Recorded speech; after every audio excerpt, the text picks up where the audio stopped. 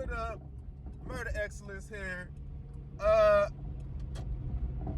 just wanted to do a quick video real fast because I'm like, let me just preface this real fast. I'm not the type of guy that just goes around just saying, I don't like people and I don't know too much about you. Like, I really don't remember a time in my life where I don't know anything about a person and I'm judging them literally off of their look, what they say, I have walked away from an initial encounter with a person and said, that rubbed me the wrong way. But I've never really gone too far to base that on something.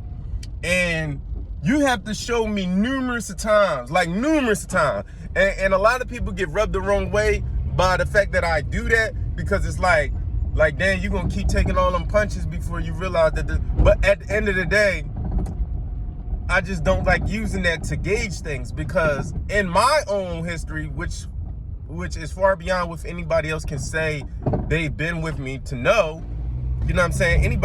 Nobody else can say they know my experiences with the way I think. So what I'm saying is, I give people an opportunity to show me, and a lot of times that first impression, that third impression is nothing. It was completely. If I were to walk away from those first or third impressions of a person and to judge that person off of it, and in almost about 60% of my situations, I would have been wrong about the person completely. Literally, I would have been wrong about the person completely. And I know, and I put 60% on it because I really think about this a lot. And it's something that hits me all the time, and I'm like, wow, this person is nothing like what I thought. And I remember plenty of times, I don't know if anybody can relate to this analogy, but you ever see somebody, it's a weird thing to say what I'm about to say, but you ever see somebody for the first time, or you see them from a distance, and then once you start talking to them and you get to know them, they don't look like you saw them at first. I don't really know how to explain what I'm trying to say, but for those who know what I'm saying, they'd be like, oh yeah, I know what you're talking about. I don't really like going too far into explaining it, because then people be like, yo, you sound crazy. But my point is, a lot of times once you get familiar with something, it doesn't look like, perfect example. Anything that initially is challenging to you in life, it gives you a different feeling than once you get used to it. It's almost like when you're first driving and you're paying attention to every little thing that may not be necessary to be paying attention to, but your lack of experience makes you look at things and see things while you're driving and focus on things that aren't important. You know what I mean? So what I'm saying is, once you get comfortable driving, you could literally be doing anything and still be doing everything that you need to be doing right. You know what I'm saying? You know what I mean? And the same person that's focusing on everything can get into a car crash, and a person that's literally doing what they're doing, it's people that be like, man, I'll be on the phone eating a cheesecake, eating a cheesesteak and lasagna at the same time while I'm driving, and I've never been in a car accident. That you could be like, wow, that person is driving dangerously. But then you could look at the person on the other end of the spectrum and be like, oh, this person is doing too much. They're looking at the leaves on the ground, making sure the leaves don't blow in front of them. They're swerving around caterpillars and stuff like that, trying not to crash. Doing too much. So my point is, to take it back to my Eagles, is to say that they have been really getting on Nick Siranni about almost every single thing that he does, man. And it literally becomes annoying to some extent, because I'm like, everybody's way of thinking is different. Everybody's way of getting things out of people is different, and it's supposed to be. I like that about life. I really like that about life, because every coach is going to bring something different out of you. And to some people, they'd be like, man, all them changes and coaches. But you always hear people say, you know what's so funny? You always hear people say, oh, I like consistency, and I like to have a coach that's been there for a long time to be able to establish some structure. And then you hear other people say, well, that coach been there too long. You probably need a new voice. They're probably blocking him out at this point. You probably just need somebody else to come in there and get a fresh start. So which one is it? The point is, there is neither one that has any more importance than the other. Because at the end of the day, it's all based on circumstances, situations. You know what I mean? If you have a group of players and you continually bring in a group of players that pay attention to the voice that's being heard, then you stick with the voice. But if you got a group of players that constantly need to be changed and they constantly, you know, they just don't gravitate to somebody for a long period of time. You know what I mean? It just is what it is. Like, I hate when people try to make I hate to use the word hate, but I really dislike how people try to put every circumstance and situation into a box and keep saying it's the same thing. Like, it's just not. Like, it's just not. Like, so my point is, what they're saying about Nick Siranni and about him going to the combine is that he's using this method of using Nerf basketball and rock, paper, scissors and other little competitive games that he can use in a 5-minute meeting to establish a person's competitiveness, their personality, the way what makes them tick, how they approach scenarios that involve them being better than the next person across from them. How they go about that. So when I hear like 97.5, I'm gonna just try to see if I can get personality in a 15-minute interview when you waste 5 of it shooting baskets. You're just trying to get a little more. You need to talk to the guy about football. You need to talk to his high school coach about the way and he you do competed. that too. I mean, Pete Carson Wentz, one of the reasons it ended up failing here, part of it was his personality. Not Jalen Reagor. Not that some examples of this. Yeah, not that Carson's a bad guy, but between stubbornness and a certain lack of leadership and like, I'm just going to do it my way, personality matters. So you do understand that our current regime they're the ones who made those picks. So briefly, you heard them talking about they don't feel like you can find out about a player through those type of situations. My thing is, how do you know? And they're using the players that we've already drafted, like Jalen Reagor, who they felt had possibly had to go through that way of evaluating. But my thing is, we don't even know what Jalen Reagor is yet. We don't even know what he is yet. You know what I mean? Like, it's like people like, oh well, Jalen Reagor, his first 2-3 seasons, oh he's nothing. Like, that's not even enough. Like, granted. I don't think it takes anybody 2-3 years at a job to figure out how to be. But if you want somebody to show that they're elite in the company, it would take about 2-3 years. Elite in the company, not in the people that they work around to see how good they are and how they match up against the people in their own building. No, that does not. No. I mean, to show that they're elite in the company, it would take about 2-3 years for that person to really get their feet in the ground and to really start making some moves. So my thing is,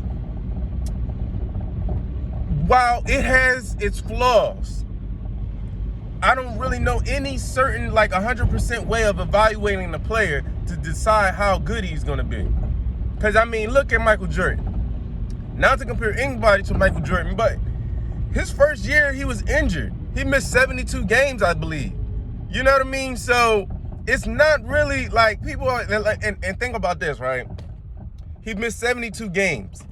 The GM, I think it was one of the GMs or somebody there that was telling him, no, we don't even need you to come back. There's only like 8 games left in the season. And he was dying to get back to playing basketball. Dying. He could not wait to get back onto the court. So my thing is, while people try to keep using these evaluation things, every scenario is different. Every situation is not the same. You're never going to be able to just look into something and say, oh, well, this is what's going to make this person great. Because he could come to you like, listen, a great player, if you put every player in the perfect situation, in the ideal situation, only God knows what those situations are. You know what I'm saying? That's why you always hear players saying like, man, if I'd have been here when I was drafted, or if I was on this team when I was drafted, then I'd probably do well. I was thinking about something. The situation with Tyrese Maxey. I feel like because he played at Kentucky, he would do well against, he would do well on a team with other stars. Because the way Kentucky recruits his teammates or recruits players to put on his team, it's like they grab all these All-Americans. And you gotta find some guys that are willing to come off the bench and to contribute. Because at the end of the day, it's not about what you do in college. It's about what you're going to become in the NBA, what you're going to become, not making it. It's not about making it to the NBA. It's not about just making it to the NBA. It's about what you can become in the NBA. And the thing about it is, that's why, like, people be like, man, I'll go to a small school so I can be able to get all the minutes and take. But yeah, you get a bunch of experience. But I mean, like, you know what I mean? But if your coach is not getting you ready for the NBA, then you're just basically doing what you want. You're not really, sometimes you need to develop in every situation. And sometimes people don't really understand what true development is even about. It's not even about you just getting up on as many shots and being the number one player. Sometimes development is about being a bench player, being that player that can come off the bench, being that player that can be a mentor, being a player that can galvanize a team without being that number one dog. Having that confidence in your game, whether you're getting the minutes that you believe that you got, and having the mindset and the discipline and the type of professionalism that's necessary to be a player ready to come into the game at any point.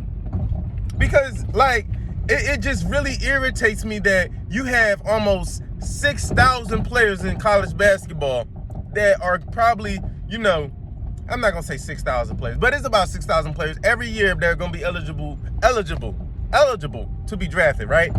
And of those 6,000 players, right? Of those 6,000 players, you're going to have about 15 to 20 that are actually at the top, right? At the top, so to speak. And of those 15 to 20, you're going to have about 300, you have about 300, maybe I'm going to say about 1,000 players before I get to those 15 to 20. Before you get to those 15 to 20, you're going to have about 1,000 players that believe that they are stars in the NBA. They can be stars. You know what I mean? Then out of those 1,000, you got about 300 that believe they can be superstars. Okay? This is what they believe, right? So now you come onto an NBA team and there's literally only about 10 to 15 superstars in the league. 10 to 15 stars, the superstars. 10 to 15 stars, the superstars. So what are the rest of those players that come off the bench? Do they not believe that they're still superstars and can become stars? Yes, they're probably working in the offseason. They're probably working on their game to become exactly what they hope they can be. But at the end of the day, there's going to be people that are better than you. Are you humble enough? Are you going to be professional enough to be able to keep your composure in those situations and to be ready when the time comes, when your opportunity comes? Like, a lot of times, like, people be like, well, man, I don't have forever to play in the NBA. I mean, my career is not based on this. But, that's the thing about playing a team game. Like, you got to wait for your opportunity. And if your opportunity comes, all that complaining about, I'm this and I'm that, and I want to be this and I want to be that, and I can't wait my whole career, but then your opportunity comes and you don't even show it, or you sitting there begrudgingly going onto the court because you felt like you deserved to be on there as a starter. So now you up there like, I ain't even gonna go hard because they ain't even, like, it defeats the whole purpose of what, you know what I'm saying? That's why I believe, like, you really got to take the most out of every situation and make the most out of it. And that is what I like about the fact that Siranni is going about this, to look at the personality of a person, the way they approach competitive situations. Are they looking at it like, oh, this is beneath me? This is beneath me. I'm a superstar. I'm a number top 10 pick. What do you got me doing? Rock, paper, scissors. No. I want to see if you're willing to do this. Like, are you that type of player to be like, no, this is beneath me. I'm a top 10 pick. I'm a linebacker from Alabama. I'm a quarterback from Georgia. I don't need to be doing this. Like, that says a lot about you. That says a lot about you. And if you want to be honest with you, like, people want to keep critiquing Carson Wentz. Yeah, he has talent, but he might have been that type of player that been like, well, I'm not going to say he was the type of player to say this is beneath me, but But my point is, the personality is what keeps the player grounded in whatever situation he's in. And that is what really, like, listen, if Jordan was really that type of player, like, it might even really be the personality. Sometimes the love of the game, like, I mean, rock, paper, scissors doesn't really portray the person's love of the game and whether he's willing to go back out there like Jordan did in that season where he was injured and he wanted to get those rest of the games out. But at the end of the day, the way a person approaches situations, difficulties, problems in their life, that says a lot about how they'll do in any situation. And a new situation is just something for them to be able to be like, all right, granted, this is not what I expected, but this is what I'm going to do. Damian Lillard, prime example of what I'm saying. Stephen Curry, never complained about going to Davidson. Maybe he had to talk to his dad a few times about it, like, Dad, man, why am I even at Davidson? Like, I mean, you know what I mean? Never even looked at it like, oh, my dad's in the NBA. Why do I got to be at Davidson? I'm supposed to be at Kentucky or something. Like, you know what I'm saying? Like, it's something about those type of players that can be like, you know what? This is the situation I'm in right now. This is where I'm at right now, and this is what I need to do. I'm trying to figure out how to go this way. This is what I need to do right now, and this is what I need to focus on. Like, are you that type of player? I'm trying to see, like, where do they want me to go from here? Oh, okay. You know what I mean? Like, how are you looking at situations? Like, are you really looking at them the way you're supposed to be looking at them? Because a lot of times you find yourself sitting there trying to complain about where you're supposed to be in life instead of just being where you are.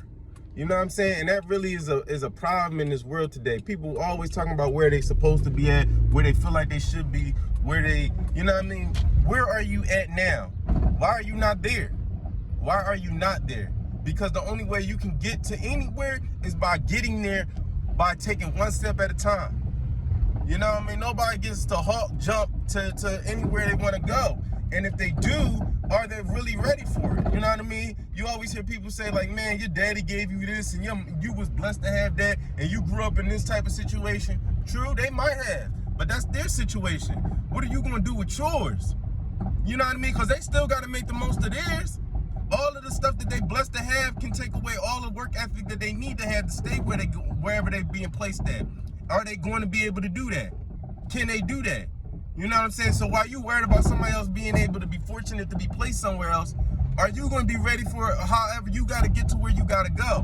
And that's the real situation about these players. Like, are you mentally capable of taking yourself where you need to go at any point, whether you get setbacks? I remember, like, Kobe would go through those injuries and he'd be saying to himself, like, it's easy to say, oh, I don't want to go through this, but in 12 months, you're going to wish you had. 12 months, you're going to wish you had did that rehabilitation. Wish you had did what it was going to take for you to get back to where you wanted to be and to go through that injury process to recover. So that's the same mentality that a lot of players have or don't have that can be what, help them be successful or don't help them be successful. It's about being where you are and working your way from out of that situation. And a lot of players, like even if you look at any type of situation, you look at Jay-Z and you look at Master P, those people worked their way out of their situation.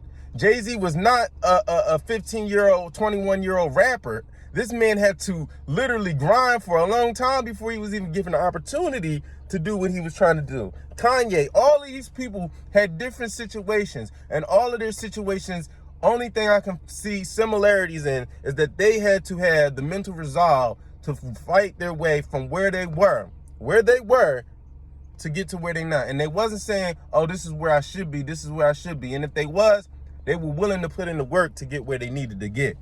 And that's what I like about Nick Siranni. He's trying to find a personality behind the player and the competitiveness. What makes them competitive? Why are they competitive? Some people are competitive for wrong reasons. Some people competitive for all the right reasons. So everyone has a different reason for why they are the way they are. And finding out which one's going to be the best for your team, like a competitive person that believes they're competitive because they're the best, okay. But what happens when you're not the best? Are you still competitive? Because there's a lot of people that's like that. They're only competitive when they feel like they're the best at something. Okay, you get into the league and you the number one drafted linebacker, or you was the best linebacker in high school and college, but now you in the NFL and you probably like the 15th or the 12th best linebacker. What does that do to your mental state? How does that make you feel? What does that change your work ethic? Okay, fine. Then you got a player that, oh, I was the best linebacker in high school and college and everything, but I was competitive to make money. I was always chasing that. I want to be the best so that I can make $15 million a year. That competitive is different, because now once that player get that money, that competitiveness drops a little bit. You know what I'm saying? So that's what I'm saying. Like, people don't even understand, like, it's a certain gear that a person has that channels through everything that happens in life. And people always trying to look at it like football, but no. You like, oh, why you got them playing ping pong and rock, paper, scissors and Nerf football? Because that competitiveness in every channel of life is going to flow in every channel of football. Every channel of football, because football is not just about, oh, putting your chin strap on and getting out there and running on the field. It's about what you do during the week. How you go back off an injury. How you go back off a bad game. How you go back when you got personal situations happening in your life. Do you battle through that on the football field? Do you find a way to compartmentalize those situations and go out onto the football field? It's a lot of situations that go into how a player, you know, oh, you just got your paycheck. How do you go back out there after like year 6 and 7 when you already got $100 million contract? That's what Floyd Mayweather was talking about when he said, sometimes a fighter, he gets to a certain point where he's comfortable. So getting punched and hit on doesn't really, like, he becomes docile. He doesn't really fight back as hard. You know what I mean? It's like that lion that's in the zoo versus that lion that's in the jungle. You know what I mean? You got to be able to have that if you, not to compare a child's movie, but if you see Madagascar, you got to be able to have that docile thing, that mentality to be able to go after things. And other people's don't even show up like that. Because even if you watch, I hate to use children's movie, but even Madagascar, he didn't have that killer instinct in the situation that, you know, that was true to nature. But he had a killer instinct in the fact that he wasn't going to give up. So I'm going to close that out on the child's movie comparison. So, deuce.